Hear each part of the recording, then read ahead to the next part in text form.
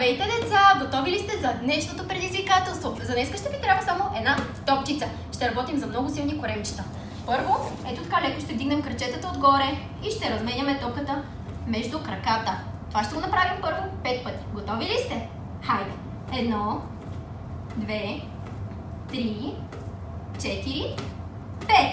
Супер! Ако това ви беше лесно, ще направим малко по-трудно упражнение. Лягате, топката е горе над главата. Леко вдигаме ръцете и краката. И сега, ето така, ще се свиваме. Ако това ви е трудно, може да направите 5 от предишното упражнение. Още 2 пъти. 4 и 5. Браво, дечица! А сега, ако и това ви беше лесно, ще направим микс от тези две упражнения. Ще минеме с топката между крачетата, лягаме и взимаме топката. Втори път.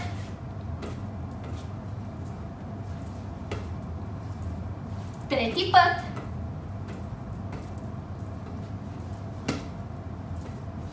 Четвърти път. И последен път.